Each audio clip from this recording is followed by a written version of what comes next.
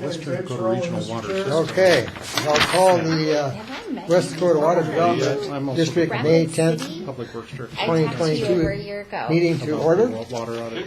Yeah. The first item on the agenda is the Pledge of Allegiance. If you could please stand.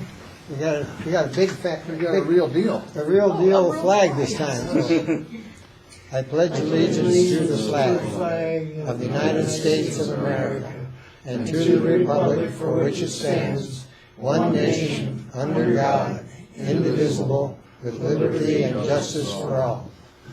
The next item is the roll call. Dan? Roll call, May 10th, West Dakota Water Development District. Code, I'm here.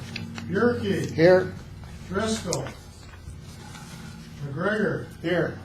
Nautigal, Present. Rowe, Here. Mack, Here. Fleming, Harris. Here. Do we have a quorum? 2 absent? Okay, very good, thank you. Driscoll's out in the middle of Waco Water fishing. Yeah, I know he is. Good thing you picked a non-windy period. Yeah, he picked an windy time. Okay, the next item is the approval of the agenda for today's meeting. Are there any corrections, additions to the agenda? Move its approval. Second. Moved and seconded by Ron. Somebody down here. Discussion on the motion? Seeing none, all in favor of the motion indicate by saying aye. Aye. Opposed, same sign. Motion carries. Next item is the approval of the minutes from the March meeting. Any comments, Linda? No, I'll just ask for approval. Is there a motion? Move to approve. Motion by Tom, Second. seconded by Ron. Hi. Discussion on the motion. Here you go. Oh, Seeing none, all in favor of the motion indicate by saying aye. Aye. Opposed, same sign. Motion carried. Item 5, conflict of interest disclosure. Are there any items on the agenda today that any board member would have a conflict of interest? If so, please say so now. Seeing none, we'll move on to the treasurer's report. Ann? Okay.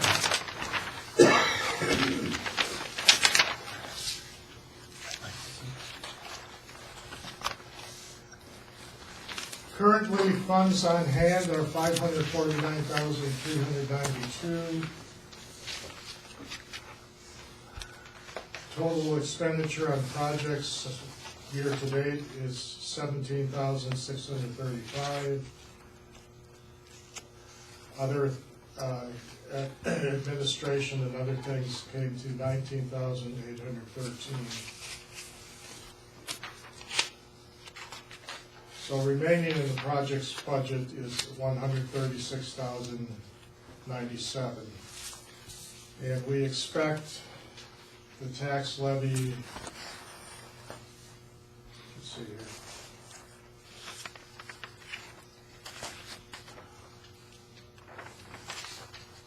Guys are kind of out of focus here. The expected tax levy is our main income, $230,877. And so if there are no questions, I'll move on to our assets. We have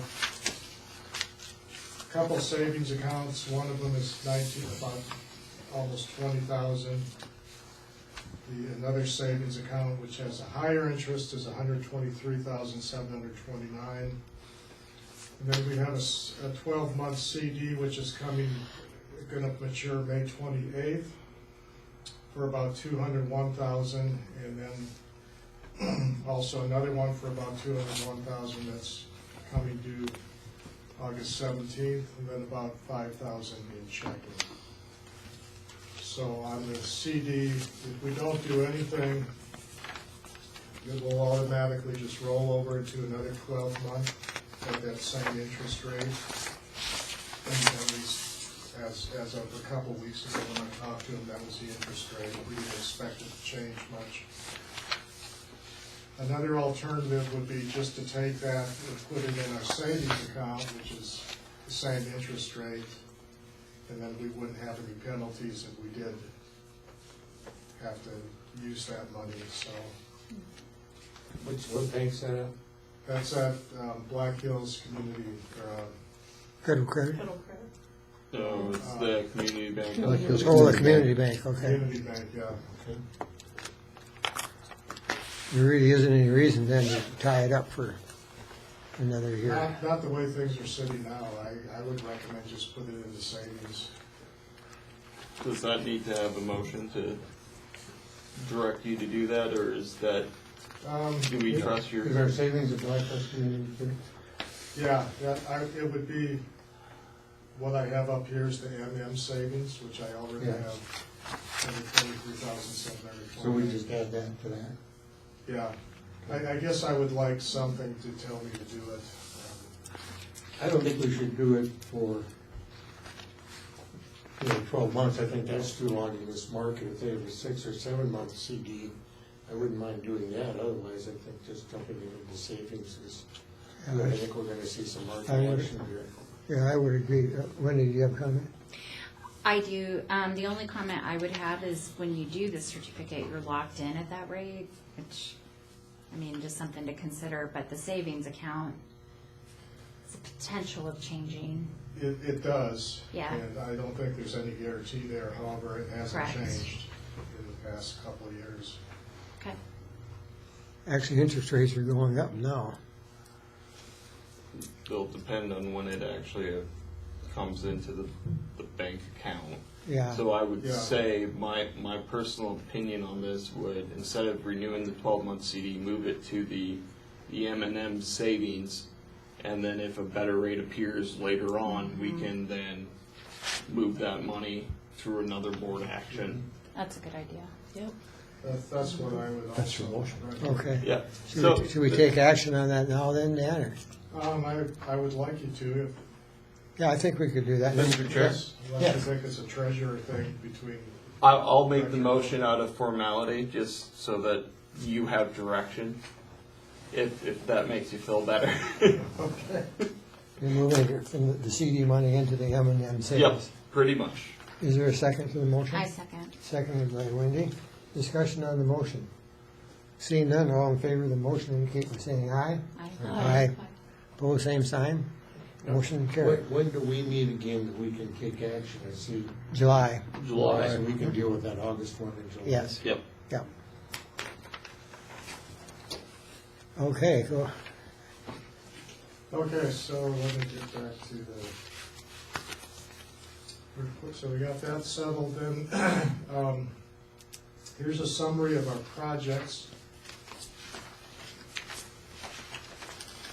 And anybody has any questions, we can talk about particular projects, but the bottom line is our unpaid project obligations is $250,543. Okay, Mr. Chairman, yes. when do we anticipate starting to pay out on Green Valley? I reported on that the last meeting. I'd gotten a hold of their engineer, and they're still trying to finalize their total funding project, and they're waiting for a sizable amount of money from rural development for that. But and there were two members here, if you recall, from, or was there three members here from the sanitary district? To the secretary and. Yes, and they're planning on going ahead, because they do have some funds to start the final design. The surveying has already been completed, and they've paid for that with in-house monies, I guess. And so they may be wanting to use some of this $125,000 or all of it for the final design on the project, and then go to bid letting after that. They're hoping to have the bid letting like the end of this fall sometime. So that was what he told me, and that was a couple months ago. So the only things I paid that were significant, we had $665 from Beersbach for the Waddles for the Sadiq and Wager erosion control. And then another invoice from TerraSite came in for about, it was 4,900 or something, so there's one up more invoice for them to come in. Oh, there it is, okay. And we got the contract finally for the repair of the South Dakota Mines Living Lab. So the chairman just signed that. And I also paid $2,000 to Kara for the hydrology conference.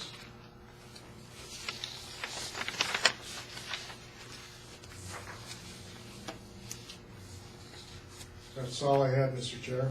All right, is there a motion to approve the treasurer's report? So moved. Moved by Scott, is there a second? Seconded by Cheryl. Discussion on the motion. Seeing none, all in favor of the motion indicate by saying aye. Aye. Opposed, same sign. Motion carries. Thank you, Dan.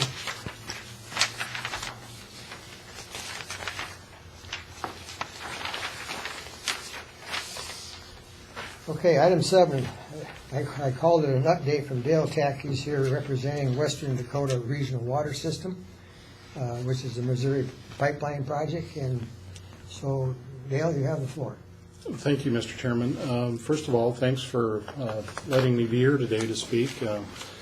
First, I should apologize for the Western Dakota Regional Water System naming their water system so closely to West Dakota Water Development District. My tongue gets tied on that quite frequently. So I just wanted to go back and reflect really on the last 6 months or so, starting last fall. And this is all based on funding that came from West Dakota Water Development District, the School of Mines study. There's been a rapid pace of things that have happened for Western Dakota Regional Water. We formed a nonprofit. We had in December of last year we had a seminar and had a lot of people in to speak about the benefits of and advantages of bringing Missouri River water West River. We put a funding package together for the South Dakota Board of Water and Natural Resources to fulfill the future use permits that both West Dakota Water Development District has, as well as the City of Rapid City. And then there are other communities that are actually obtaining future use permits today. In fact, I think just yesterday, Rapid Valley Sanitary District was approved for over 6,000 acre feet on a future use permit. So that's moving in a positive direction, and that's fantastic. Anyway, back to the funding request. West Dakota Regional Water did obtain $8 million from the state for engineering study. And prior to that, we did select a firm, and it's a AE2S, Black and Veatch and KLJ partnered together to be the consultant for Western Dakota Regional Water to start the engineering, to start the permitting, to start the environmental, to start the right-of-way type work. So we're very excited about that.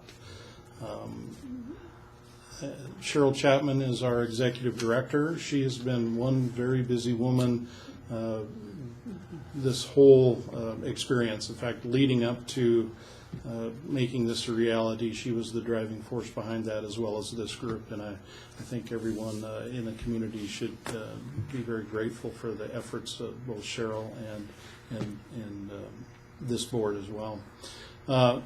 Anyway, she's worked tirelessly to get us where we're at today, and she's going to stay in that role.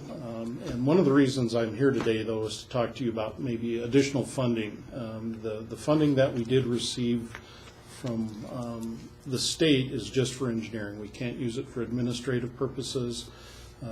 Once again, going back to Cheryl, she was able to obtain I think it was a grant from the Black Hills Community Foundation. I think it was for $20,000 to help us through some of the administrative costs that we've incurred. We do still have a number of administrative costs that are out there that are unpaid. I personally will be making a request to the city of Rapid City. I know some of the other board members will be asking their communities to pitch in to help get us through maybe the first year or so of administrative funding until we're eligible for state swarms funding, which I believe next year would be our first eligibility at that. So one of the reasons I'm here today is to make a request of West Dakota Water Development District for funding. I see in your agenda here you've got a form to fill out for grants, and I don't know if that's applicable in this case. If that's what you would like Western Dakota Regional Water to do, is to fill out a grant application or a simple written request for funding, that's a question I have for you today. What is the structure of your board? How many members? There's seven members on the board, and currently it's City of Rapid City. City of Hill City, the Public Works Director there left, so that we have a vacancy. City of New Underwood, City of Box Elder, and then we have Minnewachuny, I think Oglala Water, which is part of Minnewachuny, and then West River Lyman Jones, or that's the makeup of our board. We're also trying to get as many folks east that we can involved in this project.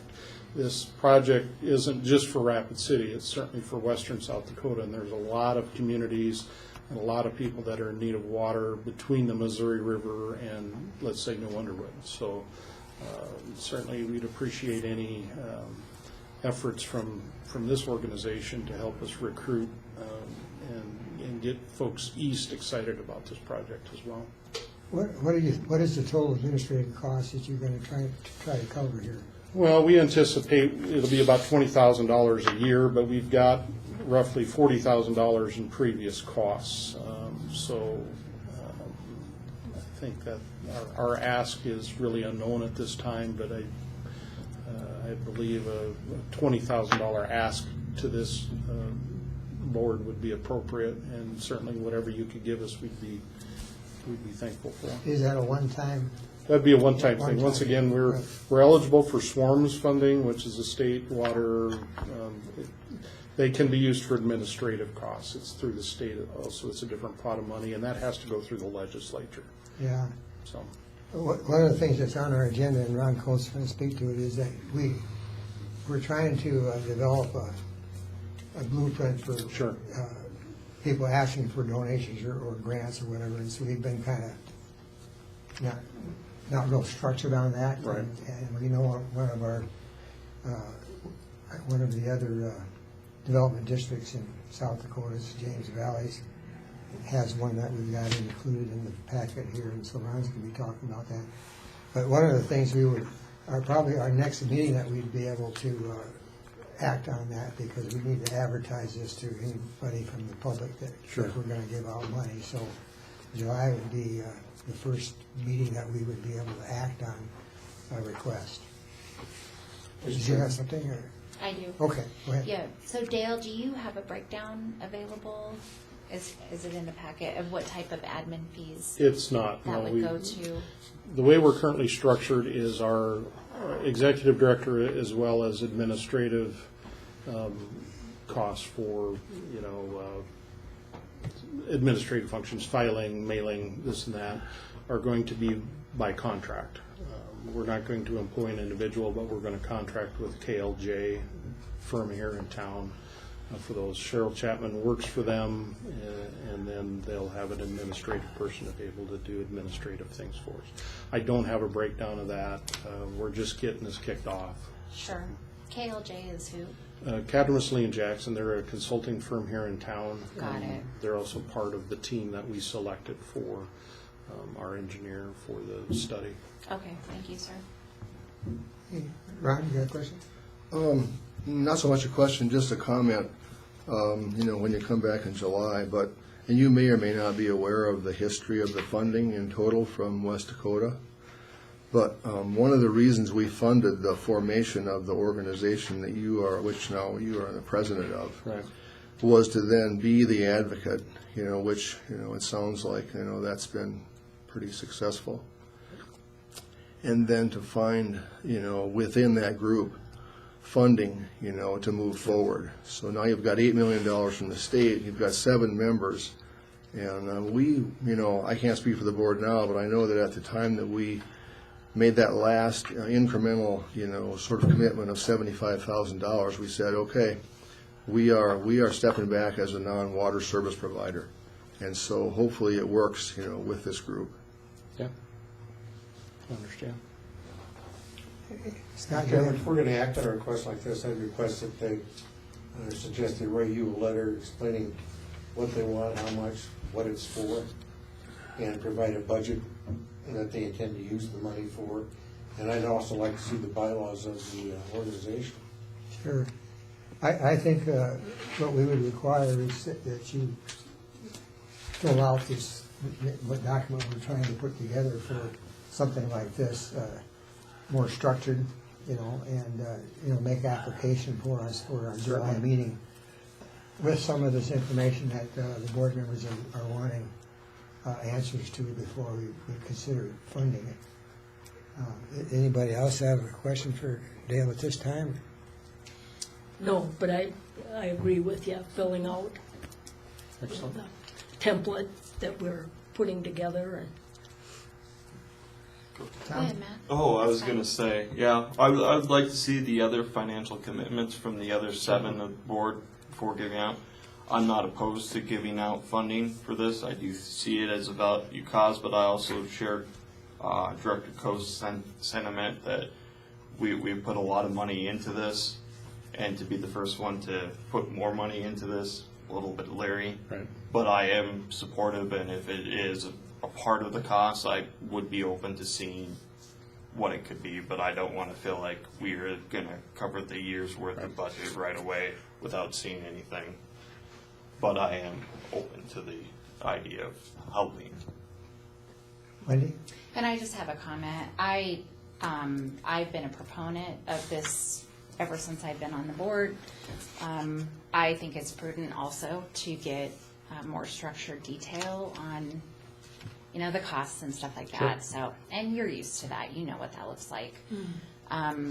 But I think this is extremely worthwhile to invest in, regardless of how much money we put into it. It benefits such a huge group of people. It benefits such an expansive area of South Dakota. And I'm just saying, for the record, I would hope that this board would support this endeavor. Okay. Any other comments, questions from board members? Just have one question. Oh, okay, Ryan. Have you guys explored, Elevate Rapid City was just recently awarded $3 million to bring more people to the area, essentially. Have you talked with them and, the county itself about additional funding? Not yet, no. Because they may be, a possible source of, it's not a whole lot of money you're looking for, and they just got $3 million to bring more people here. Yeah, thanks for that. We're just getting this kicked off, so Yeah. We've got a lot of people to talk to, and I know there are some folks out there seeking commitments, but we're working towards that. Well, I appreciate you taking time, Dale. I know you're a busy man to come here and give us an update on what that project is. And personally, I'm glad to see the project moving forward. That was Yeah. kind of our goal as a board at the time. So I guess we'll look forward to getting a donation request or a grant request from the group then in July, if that can be done. Very good. Thank you. Great. Well, thanks thank you again. so much for having me today and letting me speak to the board. It's nice to meet you. Likewise. All right.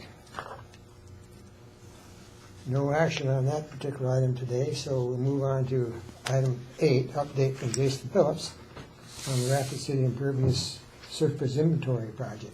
Ryan, do you want to kick that off?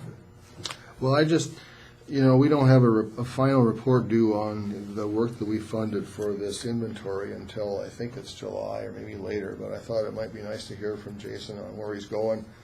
As treasurer, I get to write off on checks, and so I've written like 3 of them or 4 of them now, and so I thought it'd be good to hear from you.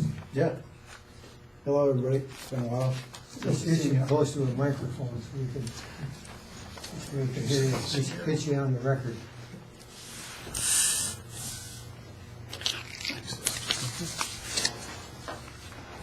Hello, everybody. So yeah, I'm just finishing up the last basin. So we did 4 basins. 2 of them were left over from the first phase. So we did it was the South Canyon Basin and the Haynes Avenue Basin. And then we added the Downtown Basin and the Morningside Basin. So we basically got the whole main part of Rapid City and everything that was done, you know, most of the work that was done before the 2012 infrastructure criteria manual and stuff. So the areas that would be, you know, the best areas to retrofit for stormwater, low impact development, green infrastructure type projects, you know, the smaller type projects. So we're just finishing up the South Canyon Basin, and then I'll be putting together the report and presentation and all the data. I talked to Dan Driscoll, and, you know, still trying to figure out what the best way to handle that data is. You know, so it could be put on, it's all GIS work. So it could be put on Arcgis Online. You know, so if you have Arcgis Pro and you are a user of that, you would be able to, you know, anyone in the public would be able to get that, and it could be a shared data. We could give a hard copy of, you know, just a hard drive or a thumb drive of all the data that's put on an Excel sheet through basically the attribute table. You know, so all the criteria that we listed, we got the property owners, we have the address, and then the whole ranking system that, you know, ranked it based on, you know, the biggest bang for the board's buck to go in there and be like, all right, these are some of the areas to now go look at and work with either the private owners, the churches, the nonprofits, some of the cities could be potential partners with some of these projects. So, you know, a lot of that legwork is done to looking at the feasibility and is this even a good area? Do we have enough green space to even be able to do a project, you know, here in this area? But then it needs to go further. I mean, we're not looking at utilities and looking at that. The city provided the GIS data of all the stormwater infrastructure and stuff like that, but, you know, we don't have the, you know, all the utilities and everything like that. So there's more legwork that'll have to go into it when you start going into, you know, all right, let's do a project. But we're pretty much, I'm doing all the last bit of site verification in the South Canyon Basin. So then I'll be putting the report together and a presentation to come back in July and give you that update. And then, you know, you'll have a hard copy of all the data, and then it's just really figuring out, you know, Dan's really pushing for Rapid Map, but I don't see it being an application for Rapid Map personally. You know, I use Rapid Map quite a bit. And for the city to have, you know, start introducing all this point data and all the attributes and stuff with it. But Arcgis Online is a similar, I mean, Rapid Map is just a GIS application. So Arcgis Online is a similar, you know, application to where you'd be able to access that data and see the points, see how they're ranked, and kind of go from there. But I'll have print-offs, I'll have electronic files of all the PDFs, you know, in sheet sizes to where if they were to be printed off, you'd have them, or you'd be able to just access it on the computer and see, you know, where the points are and how they're ranked, and they're all color-coded and stuff. So it's valuable data, you know, and the data is not only used, the way we're ranking it is for, all right, where's the biggest bang for our buck? Where can we go implement some stormwater projects? But there's all sorts of other data that other users could go and look at and see, you know, that data. Where's, you know, a lot of the directly connected impervious areas, et cetera, to where you could look at that data in other ways versus, you know, where's kind of the high, you know, the lowest hanging fruit to be able to do an affordable project, you know.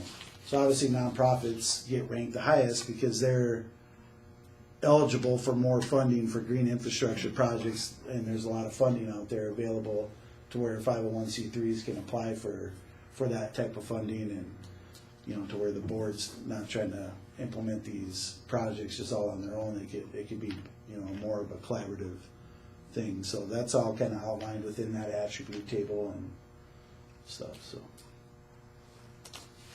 yeah, it's on the tail end of being complete, so. Okay.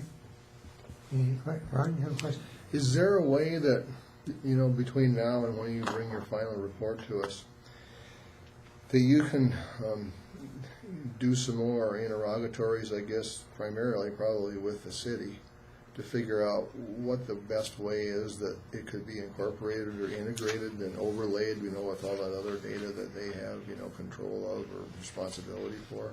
Or maybe you've already done all that. Yeah, I've had numerous conversations with I can't remember the gal's name that is the head of the GIS. Angie Cowan? Yeah.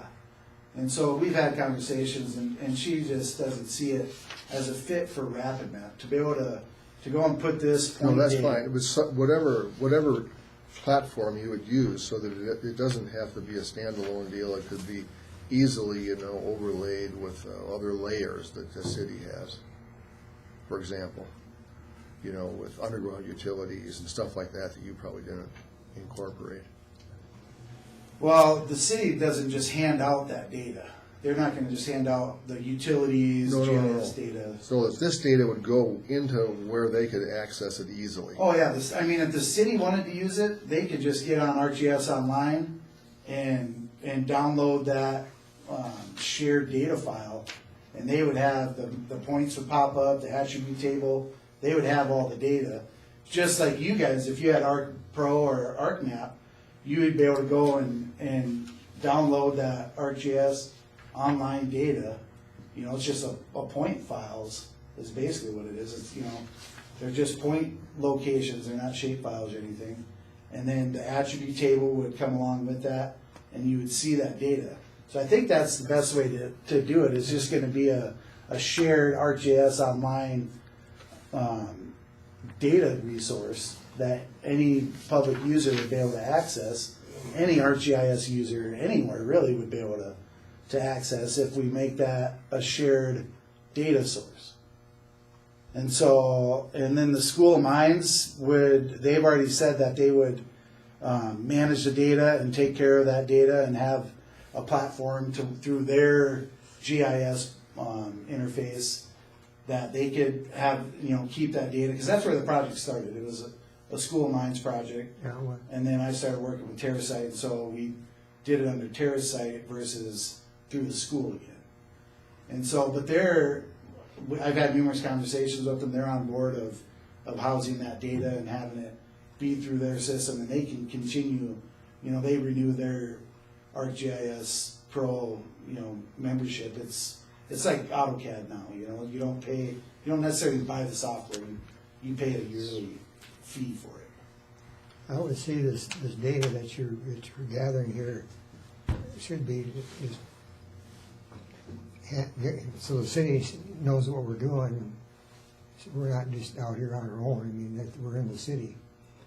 So the report, I would say we'd get the city a copy of that.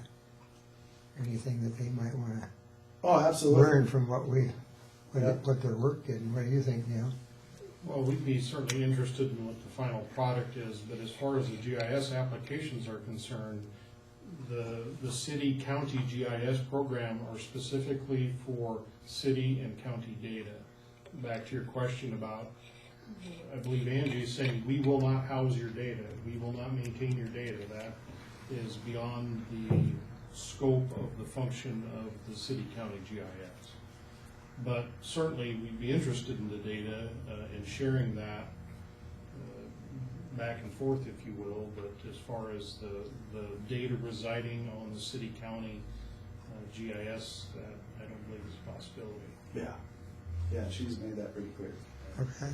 But back to ArcGIS Online, you share that data source, and it's on there. And so you have Arc Pro, you go on there and you search, it'll pop up, boom, you download it, and you don't even have to download it if you're ArcGIS Online and are paying that subscriber. So all the data I'm collecting is housed on the cloud. So the main data source is on the cloud, and then I take those points, and then for each basin, I went and created a feature class for each basin. So now it's on my hard drive as well. But it's already on the Arcgis Online cloud. So when I collect it, like we could get on my phone right now, and you could see every point that I've collected data at. And so it's already online. But right now it's a private source. I have sole control over it. And so, you know, at the end, if you want to wish to make it public, then we can make that public. You know, get it to where it's a shared feature class to the public. They'll be able to get it, but they won't be able to access it. They won't be able to go in there and change the data. You know what I mean? So as this keeps revolving, you'd have to have still the hard data that I'll provide you, and then they'll be able to, if somebody else is to go in and things get changed and updated, and now there's stormwater retrofit in a site that wasn't there before. I mean, projects are happening as we speak. Then those could get updated. You know, if this was to keep going and somebody was to look further into this, and all right, let's go look here. You know, like for National Guard, for instance, they just got done with a big stormwater project on their site. You know, and so as that keeps going, that can keep getting updated. And so there's a few different ways of handling it. The only issue is you guys don't have Arcgis. Right. And so, but I'll talk to, I know Curtis Price is leaving, and maybe I'll talk with Angie and see like how the best way to have a shared feature class, but then still be able to have control over it, and how you do that without having an Arcgis account, I guess. So I guess if we decide, we pick one of these points that need some type of improvement to improve water quality, or, you know, like a small retention facility, something like that, maybe on private land, that sort of thing, that we let the city know what we're doing and probably be on board before we go ahead and do a project, you know, down the road, if that's what we decide to do. So, you know, we're in the city, so we need to be coordinating with the city staff on any stormwater thing that we do, I would say. yeah, and the city provided their data for this project as collaboration. Yeah. You know, like Terrasite to go do a project, the city wouldn't just give us their GIS data. You know, we'd have to pay a fee, I believe, wouldn't you, to access the hard data, the utilities, and all that stuff that they have to have administrative fees to keep updating all that and building that network of GIS data. I think when we get done and we have a report from you, the folks, that we would get the city a copy of our report. Oh, absolutely. What we've done. Yeah, and they could have the you know, the feature class of all those points and stuff, to where if they were to look at it, they just drag that feature class in, and all the points will pop up for, I mean, I got a feature class created for each basin. You know, the hard copy is every point throughout all 5 basins. Mm-hmm. But I have it down to where if you're just looking at the downtown basin, just those points are going to pull up and not the rest of the 4 basins. So. Okay. Any questions for Jason? Scott? Just wondering, with all the development we have going on, how long is it gonna be before this data is outdated? Well, so we're not really looking at where the development's happening, because they have to meet the city's stormwater criteria. No, you're missing my point. You've inventoried non-pervious surfaces, and we're paving more shit every day around here. Yep. But as they do that, they have to meet the city's stormwater criteria. So a lot of these points that we looked at were before 2012, when developers and a site had to meet that certain stormwater criteria of managing their stormwater on site. You know, so in the downtown basin, pretty much all of it was done before that. So the stormwater criteria that developers are having to meet now wasn't in place when all that building took place. So these are looking at areas of where can we retrofit where we have massive areas of impervious surfaces that drain right into the storm sewer, then go, That pre-existed. that go into the creek. And so, and Rapid City's done a lot of great work in the Greenway and have stormwater projects that are happening all the time. And so, and I've tried to take those into account, and I call Brandon quiet all the time and talk about things that are going on and stuff. So it's a pretty to date revolving process. But yeah, we're not looking at any really new development. It's not even a site because they have to meet stormwater criteria. So when do you expect the major use of this data to be? Whenever people want to do projects, and that was the big thing of, the board wanting to start implementing, rain gardens and small little bioswales to handle that first flush, that first half-inch of rain, and to improve the water quality and the stormwater runoff. So areas that, the Haynes has some areas, the Mead Hawthorne, and in certain areas to where, in collaborating with the city of, where they see a need for smaller projects to happen to where it's on private land that the city's not going to go do anything.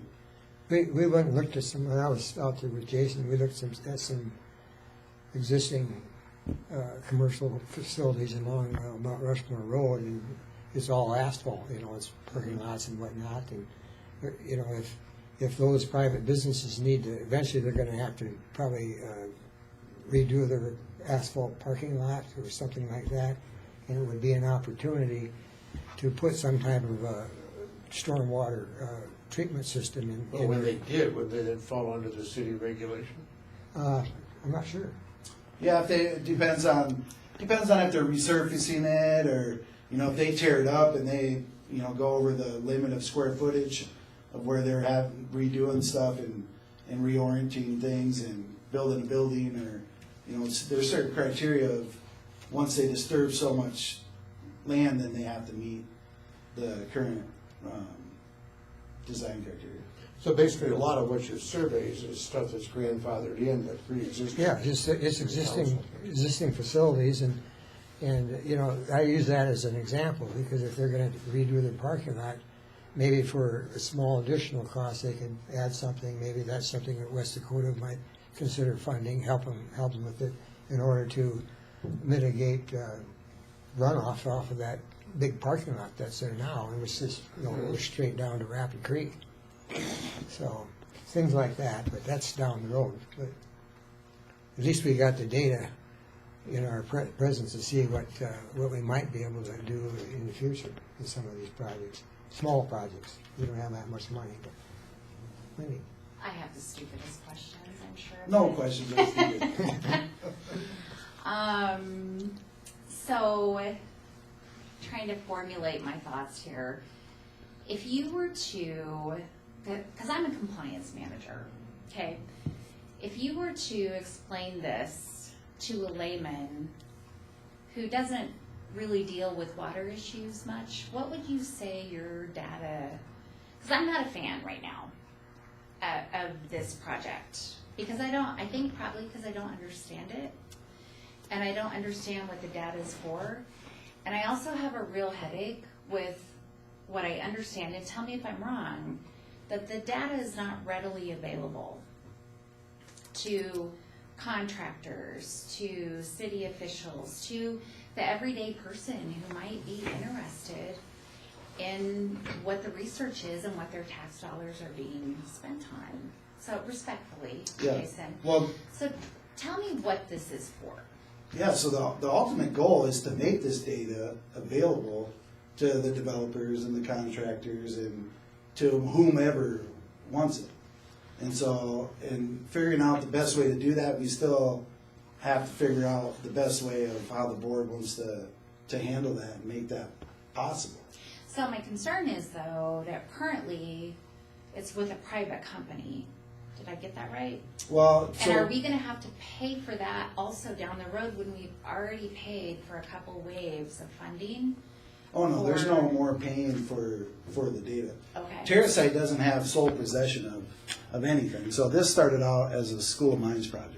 Right, And then I started working at TerraSite. So to go through to, we couldn't really run it through the school anymore because I was going there, less than part-time and working full-time at TerraSite, finishing up my PhD. And so it wasn't feasible to run it through the school, so we just ran it through TerraSite for me to be able to be the one that finished collecting the data.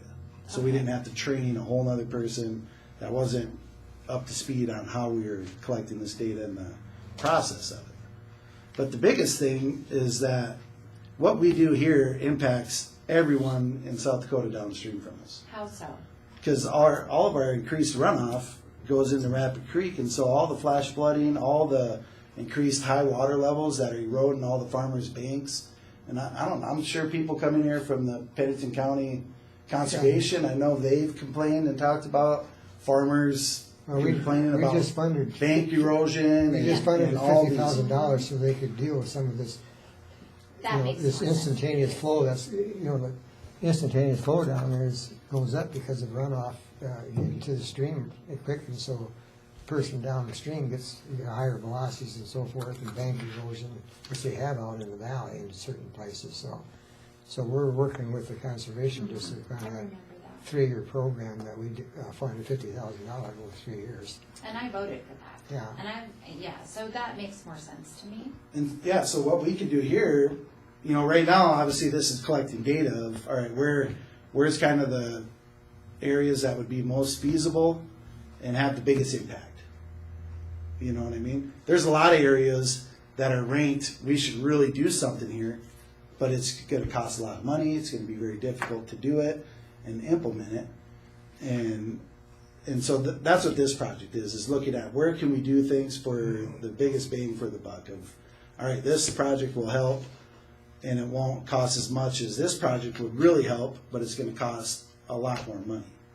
And so that's what this process that we developed did. And this same process, it's outlined in the report of how to do it. So Hill City could take it, Spearfish could take it, Sioux Falls could take it. I mean, if they're looking at, all right, how do we prioritize where these smaller projects could have an impact and become a network versus just isolated project all over, and looking at the big picture of how a whole network of stormwater infrastructure can handle it. And again, Rapid City is doing a lot of great things in their greenway, at the cost of 234 or 44 people. I don't remember how many people died in the flood. And now we have this greenway that the city has done a lot of great stormwater projects in. And wouldn't you say you guys have made pretty good progress within the greenway? We've adopted, it was in 2009, adopted stormwater quality Yeah. regulations, and we've leveraged division funding and other funding to build water quality treatment for outfalls from downtown, because they were all straight to the creek. And First Street, Second Street, Third Street, Fifth Street, we created water quality treatment for those areas. And for the city to do it, we need to do what we call regional projects. The individual property projects, that only comes with development. So going in, the city has no way to go in and tell an existing person, you gotta do something. So I see the balance in what you're trying to attempt to do, and that's get individual properties to pitch in and create a network of stormwater quality.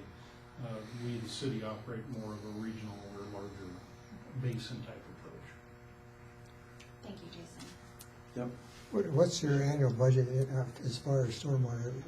Well, the stormwater drainage utility Yeah. fund that we have is about 2.3 million a year, I think 2.4. Yeah, it's sizable, but in the big picture, it really, Right, but that's operation and maintenance too. Yeah, That maintenance, just is yeah. cleaning and yeah. repairing existing infrastructure and expansion and creation of some smaller regional facilities. The maintenance crew's got to know me pretty well. I'm always showing up taking pictures. Oh, can I take pictures of you guys? And so I got to meet a few of them, and they're cleaning and working away and stuff. And So yeah, they're out there busy every single day, and they're like, what are you doing again? I was like, I'm just documenting more stuff. So Yeah. the Well, new for you- stormwater guys. When I was showed down up. at the city, we had zero, we had no program.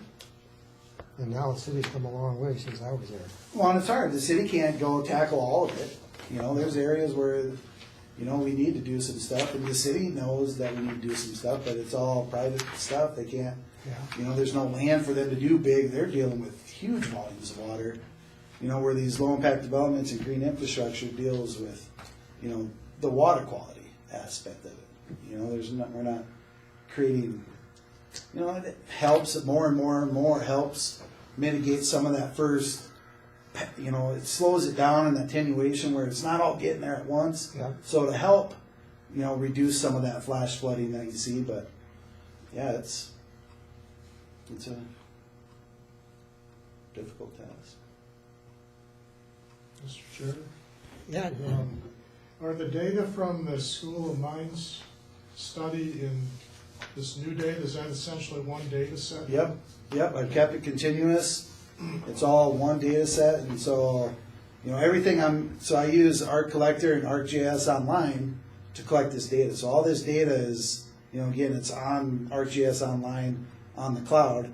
I just haven't made it shareable, you know, and I don't want to do that till this is really complete, and then we really need to figure out the best way of, I want to make it shareable, but then once it goes over to, you know, to your hands or the school's hands, some way we need to be able to manage the data to where when it gets updated and needs to be updated, then we have the possibility to go in and edit the attribute table to do that. You know, so right now I could go in and edit the attribute table, and a site might be ranked really good. Well, if somebody comes in and tears up the parking lot and builds a building, well, they have to meet stormwater criteria, and so now it's not a site that is feasible no longer, and they would, you know, it wouldn't be ranked as a site that you would go and want to investigate and spend more time looking at if they've already done it.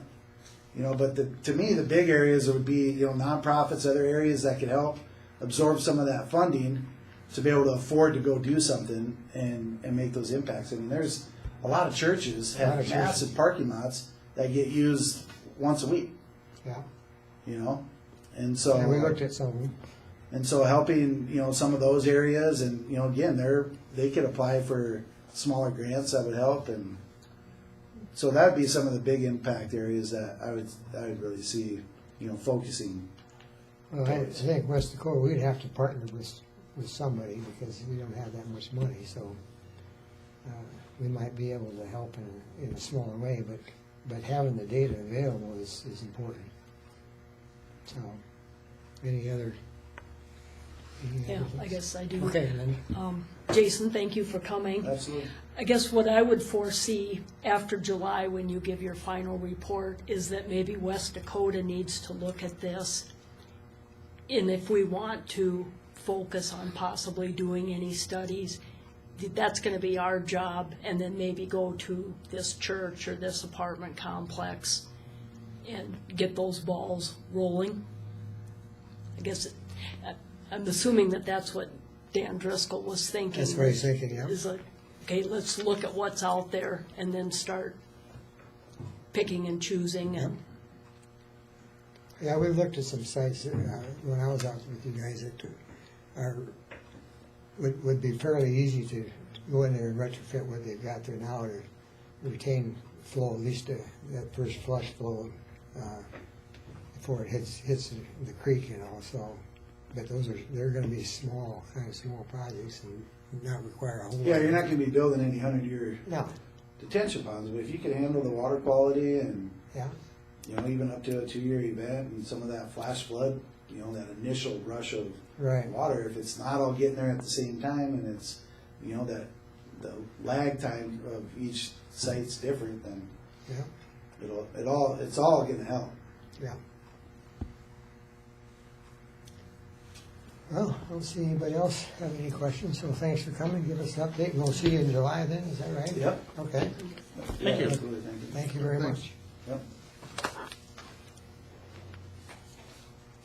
Okay, that was number 8. Number 9, We're still working up at Star Village, and so we had extended a no-cost time extension, I think, our last meeting, and we're not done, so we would like, Dan Driscoll would like to have us extend that through the end of July, no-cost time extension for Uyghur and Sadiq erosion control project on Star Village.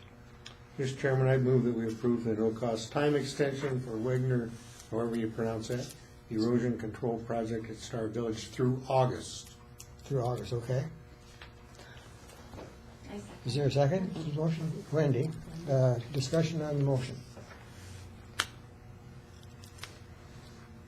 I will just make a little comment, if you haven't been out there to what we've done so far out there, and since we've had some rain now, and it's really done some good. That last little rain we had, there was no evidence of silt getting down to that street, which is amazing.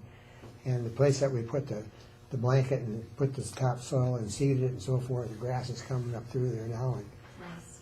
we'll see if I can get some photos of that, Dan, in a month or so, and because it really works. So, Mr. Chairman? Yes. Quick question. Is this the agenda item where Dan has been asking for, like, volunteers? Yes. As well? Okay. Yeah. I'm just thinking maybe Noctigal this summer in the mornings might be available, so. Okay, yeah.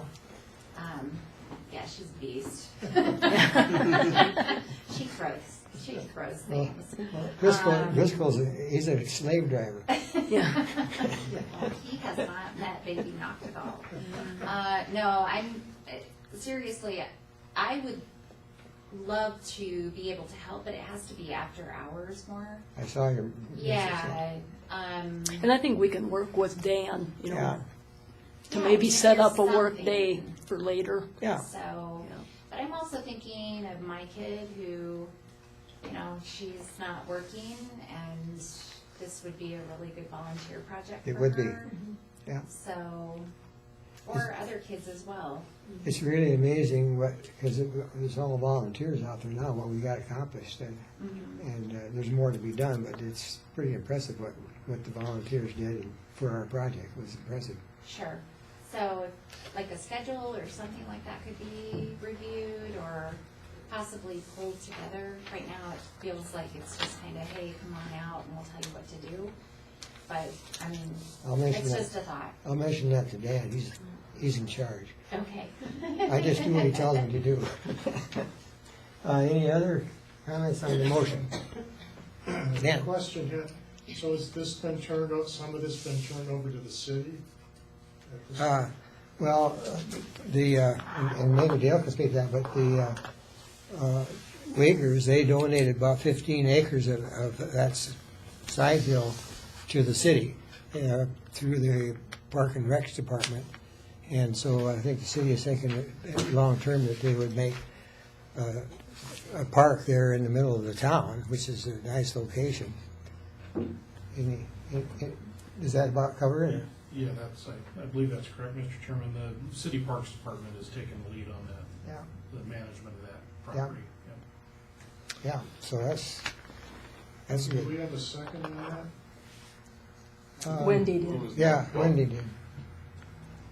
So I think we're ready to vote on the time, non-cost time extension. All in favor of the motion indicate by saying aye. Aye. All the same sign, motion carried. Mr. Chairman, may I interrupt? Is there a restroom available? Right over here in the corner. Thank you, do you mind? No, go ahead. Thank you. Thank God, otherwise I had prostate surgery and they didn't exactly do a good job. Well, we'll just carry on. Okay, please do. Okay, item 10 is an informational item to discuss formalizing the expectations the board has for proposed projects. This is a document that will be posted on our website for potential grant requests. And Ron Kof has been handling that for us and has some information for us. So we've been talking about this for a while now. We even talked about it a little bit today in the context of, a future request from the Western Dakota Regional Water System. So we've got a couple different options that have been in the packet. and floating around for a while now, one of which is, it's a one-page sort of, we think this should be in your proposal.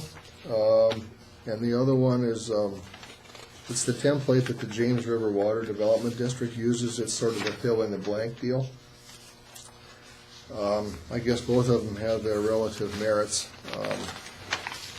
The James River one has very specific blanks that you fill in. The one that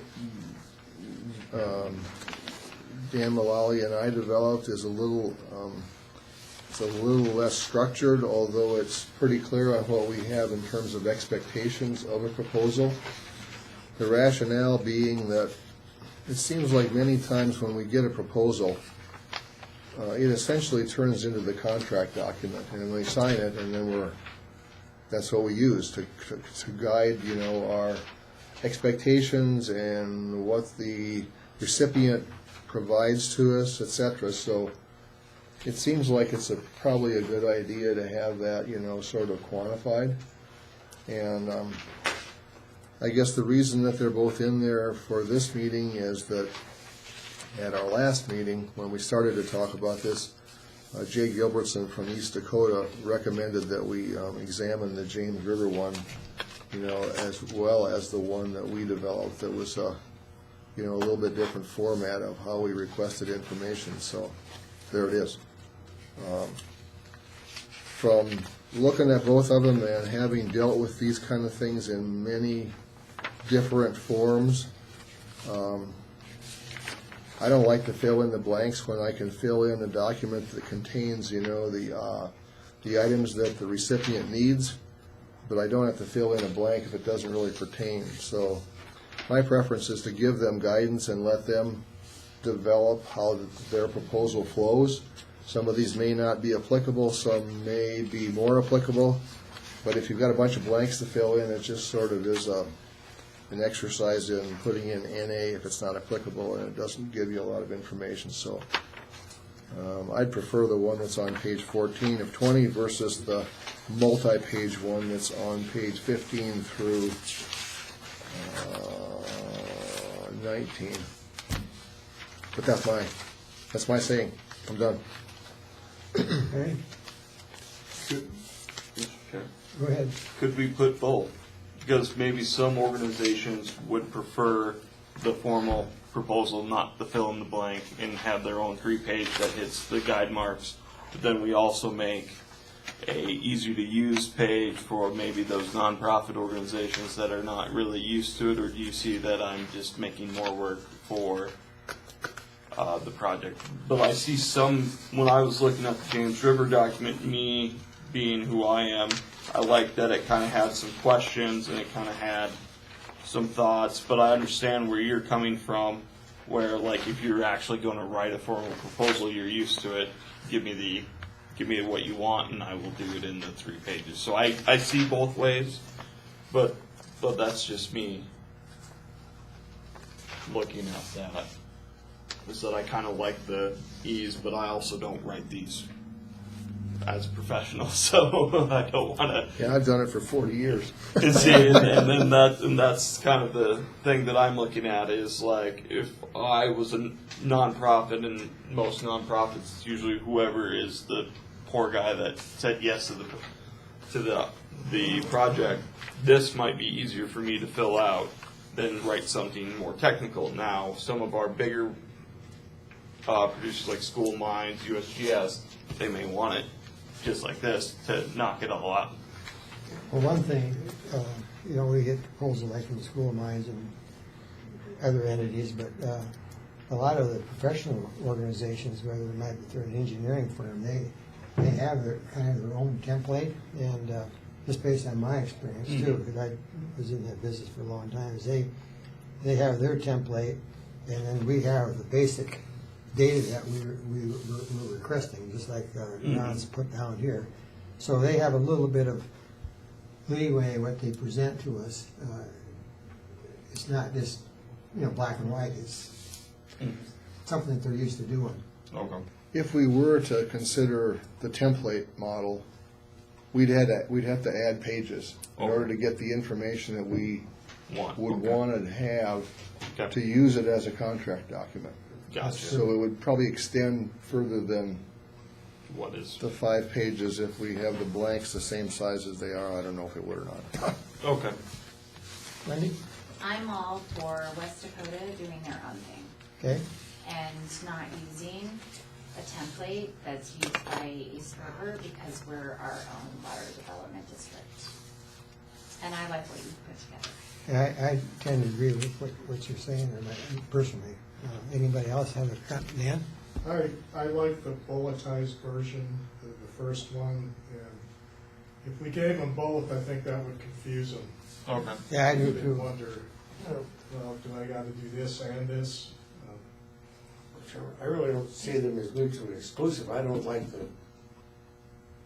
the form that James River uses. I think a lot of it is kind of ridiculous. Yeah, I do too. I would like to see our applicants fill out a standardized 2 or 3 page application that says, here's what I want, here's what I want it for, here's what I'm gonna do with it, here's the timeline of what I'm gonna do.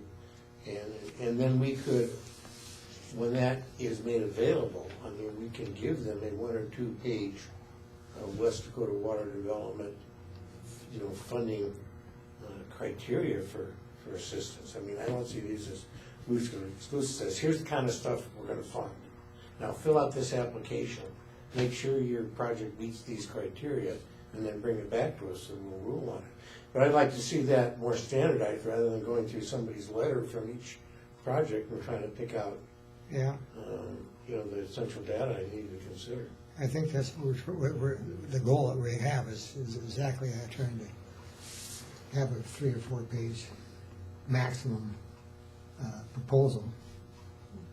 That was kind of the objective, I guess, and my thought would be is if we kind of have, a general thought that this is useful, we stick it on the website, and then we, have it, well, we're gonna maybe have it tested by, this, I keep trying to remember the name, the West Dakota Regional Water System in July. And if they tell us it really stinks, then they can tell us how come it stinks and we can maybe modify it. I don't think it has to be set in stone, but it'd be nice to have something out there that people get an idea of what they need to provide. No, I really like this. I'm just looking at it as me using it. I prefer something like this. But I think even just having something like this out there and you could also say, please, for the time being, to answer Scott's concern about ease of reading, please highlight or bold and underline when you are covering certain fields so that we can go, oh, that's what they mean by that. That could be a simple fix so that when I want to know what the project milestones are, I'm looking for project milestones, it's bolded, it's underlined, then I can read that part specifically of the contract. But I'm also not an engineer and I don't know how much extra work I'm making someone do. I'm just trying to find more of a common ground so that we can easily find the information and not glaze over it, because I just looked at the mines contract that we did for the erosion project, and it was like it was very legalese, and I can understand that, but it's not something to skim or know exactly like here's what they're proposing and how it is. I really like this. I like the proposal guidelines. I'm all for even just putting the proposal guidelines up on the page, on the web page, so that it is known. And then we can, like you said, alter it as we start moving forward to how it better inputs. That would be my. We could add one word and have your question on how to find stuff maybe solved. We could say in that it's about a third of the way down. It says grant proposal requests to us should include the following sections. Yeah. Yeah. And then that kind of covers your question. Yep. Yeah. Exactly. I would really like that. When you guys are handling. Yeah, Wendy? I just have one minor suggestion, Ron, because I think this is awesome. What I would recommend is using numbers instead of bullet points. Sure. And when someone is referencing, they can say, number 1, here's my problem or opportunity statement. If they don't have a timeline, they can skip over number 4. I mean, it just depends on if you expect all these to be answered. But if you had numbers instead of bullet points, it just might be easier to follow. That's a good suggestion. Sure. Yeah, so we could number them and we could put in the word sections, you know, Dan can easily do that and then Yeah. stuff it up there and see how it flies or dies. I think it'll do But I pretty think well. this is really good. Well, I don't think we need a motion on this. It's just No, I don't think so. FYI type of discussion here on that particular topic. Okay, and then And go ahead, Linda, you got something? yeah, I don't want to confuse this issue, but Dan made copies of the memorandum of understanding that I wrote up for DANR with our rotating basins.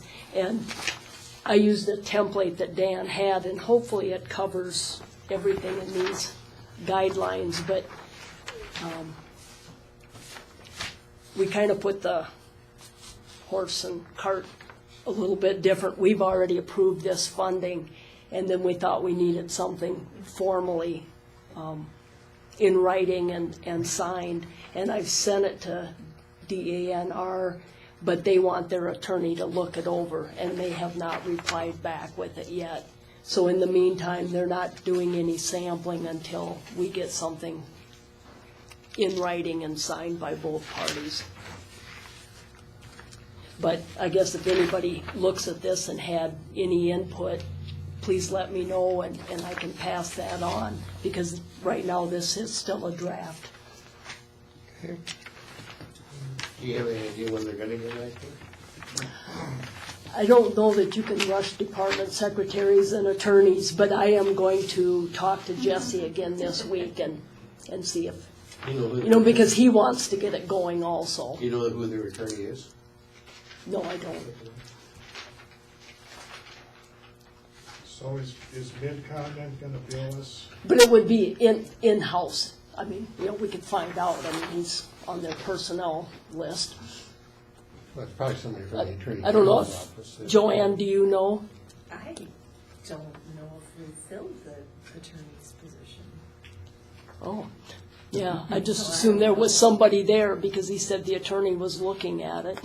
Yeah, so unless, you know, they contract out or something, I'm not Okay, really well, sure. I'll have to find that out. Okay. So was Mid-Continent gonna bill us directly? Is that how that ended up? Yes, Okay. but they have nothing to bill us for. Right. Yeah, okay. Are we through with that one now? Yes. Okay, moving on to the chair's comments. The only thing is I was going to remind everybody, our next meeting is June 14th at the Game Fishing Parks Outdoor Campus. Our listening session with people that have an interest in water resources and so forth, like we had a couple, I think about 3 years ago now. I think everything is good to go with that, isn't it, Dan?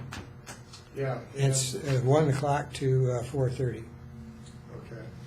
I know it's one, I can't remember that. We have to be out of there by 5 because there's somebody coming in there, so we need to be wrapped up by 4:30, at least 4:30.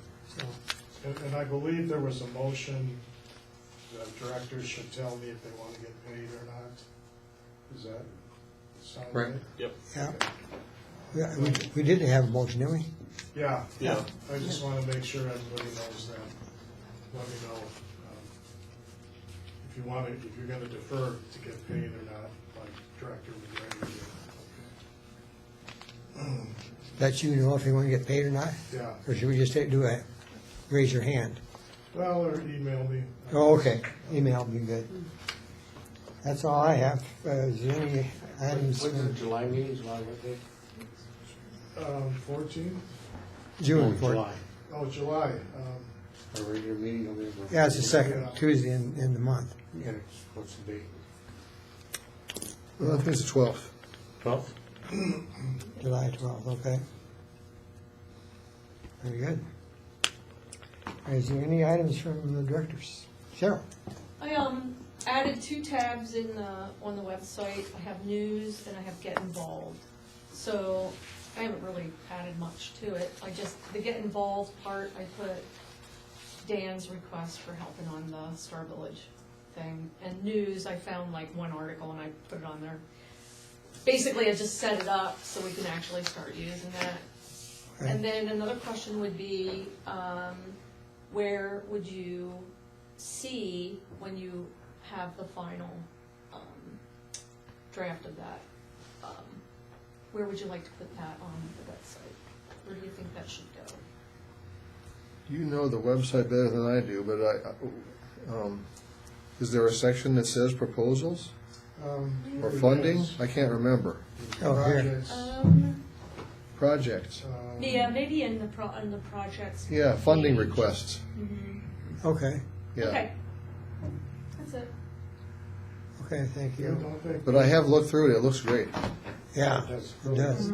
The only thing we used to have is, we had a form for the septic grant, and I think we may have pulled that off of the site, but I can't remember now. Honestly, I think, No, here it is, okay. Maybe it could go down here. Here's, I think it should be a little more prominent than that, but to request, you know, to make a formal request for here's an funding or example for whatever. this wastewater treatment. Yeah. what do you folks think about that? I've been on this board we had one well, there was one that was already started when I came on the board, and then we had one other one that didn't actually didn't go through it.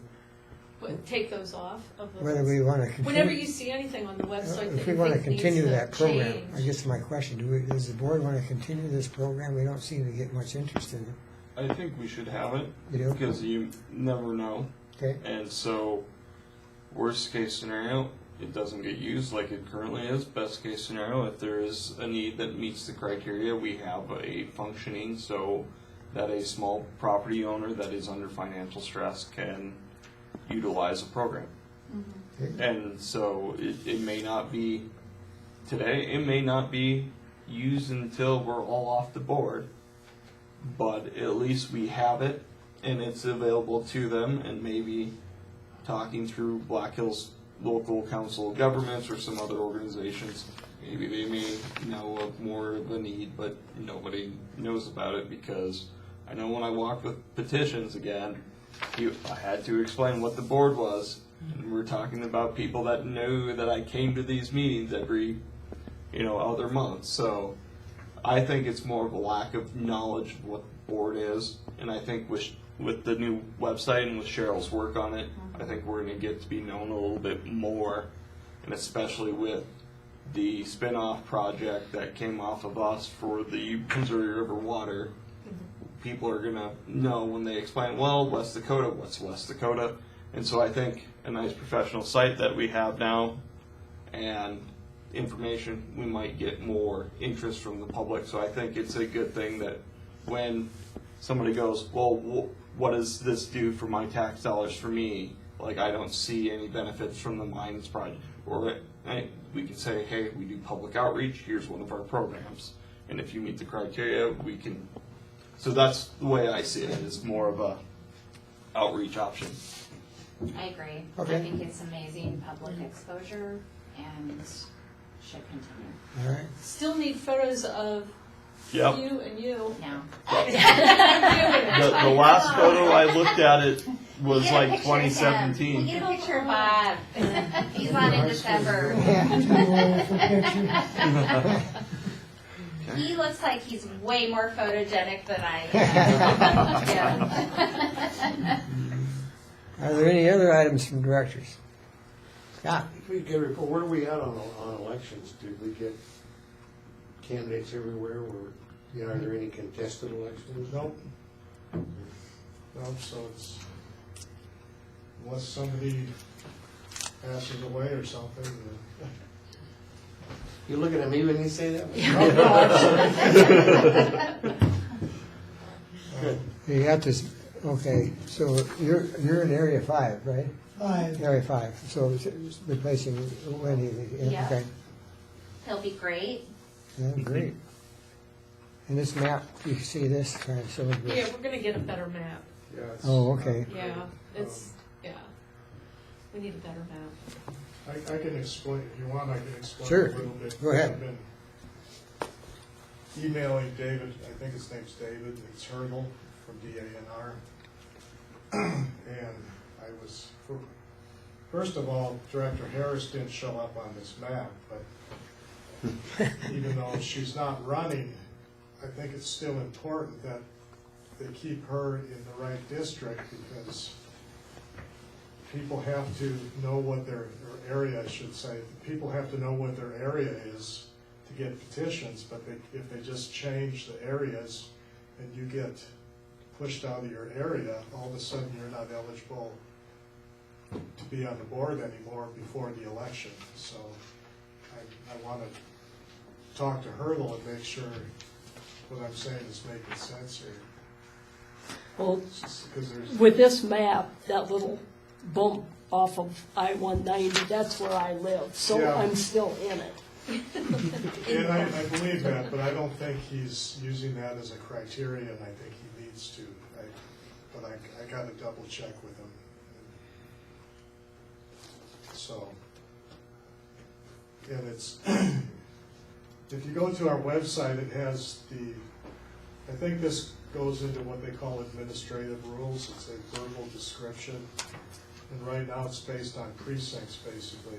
And I think everything kind of got thrown out now because of this redistricting, because they can't, precincts aren't a small enough area to just easily, well, we need this guy, let's just put this precinct in this area. That precinct may be huge, so he's struggling with that part of it too. Because you want something that somebody can look at and understand without some weird, coordinates or something. I'm not sure the right word, but I'll keep tracking it. Okay. So is that your item from the admin, or do you have more? Thank you, Director Rowe, for the website work. And just Yeah. whenever you get that map, we should get that switched out. I'm kind of more of the tactical guy on the website. I put the minutes up in the packet, stuff like that, but the more strategic layout, Director Rowe does that, just so you know. So we're not fighting each other. And, Yeah. Let me know when you're on. thank you, Joanne, for printing out that poster for us. That was great. That was great. It was a bargain, it was $10. That is a bargain. Yeah. And we've got Well, he two of did, them. he did a lot of the work for What? putting it on the board this time. Yeah, next week Yeah, update. that's turned out really nice. Somebody else printed the other three. So, yeah, the June meeting, I've been talking to Driscoll, and after this meeting, we'll send something out. Then after that, coming up in July, we normally have our preliminary budget discussion. And so there are really two things. There's the budget and then the levy. So the tax levy, I thought I had it down here. I think it's like 242,000 or something Yeah. allowed. If I remember right, or two. Yeah, it was 242 something. Yeah. So anyway, that needs to be decided on, and what I've normally done is work with the treasurer and come up with a preliminary budget based on what we've spent on. A lot of this stuff is just routine, what our current admin costs and website, things like that, and then the projects, of course. So I'll have something like that in July. Do we vote on the tax allotment in July or in August? August is when we normally do that. Okay. I think that's it, Mr. Chair. Very good, thank you. So now we're down to items from the public. Any items from the public? Well, The two I that are would here. just say, feel very unqualified. I didn't grow up with computers, and a lot of this is Greek to me. Maybe that's why it's good I'm coming early to these meetings, and I would like to be a good part of this, but if you don't feel unqualified, I understand. Oh, No, no, You filled out the Anybody's petition, you're qualified. qualified, you are just so fine. I wouldn't worry about that, so. All right, thank you for all being so pleasant to me. Yeah, thank you for coming. Ron? I have one item back under 12. Okay. We just wanted to keep the board apprised. I forgot what it was now, but Directors Driscoll and Bierke and I and Mr. Mullally, we were on a pretty big conference call that included the city of Rapid City and a whole bunch of people from the Bureau of Reclamation. So we're continuing to ask them questions about, the operational scheme that they now follow at the Pactola Deerfield system, in line with trying to see what might be done to optimize some of the use of that water that was, sort of pointed out to us by the School of Mines work done by Dr. Waterman and his student Rosemary Squillis. So we're still collecting information, and then the Bureau is going to want to have us ask them what they want to have them. They want to get a request from us on what they think what we want them to do. And so we don't have enough information just yet. We've got all the past environmental documents, but we need to have some examples of their water accounting for a couple of different years, and then we need to have some explanations on what they mean by some terminologies that were used in the meeting. For example, they used the word buffering when they were referring to the 6,000 acre-feet pool of water that's specifically supposed to be reserved for fish and wildlife. So they used the term buffering. So we need to learn about what that means and an example of how they're actually utilizing that water before we can make an intelligent request. So we're still working on it, but I think it'll be a continuing item here for a while, and we may get lucky and get to do some more investigation on that as we go forward. But as I've found over the years, all federal agencies seem to be very reluctant to change anything that they're doing. So it's going to be an effort. You might say who else was on that phone call. What's that? Who else was on the phone call besides us? Who else was on the phone call? Game Fish and Parks. Oh yeah, Game and Fish was on there. I think that was the only other one. Oh, okay, I forgot. Yeah. Yeah. So it was there's quite a few of us on that meeting. It was very informational. But, Yeah. But There's still stuff to be learned before we can make an intelligent request. yeah, exactly. Okay, thanks for updating us on that.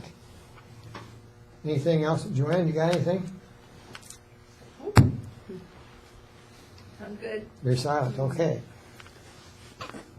Meeting adjourned.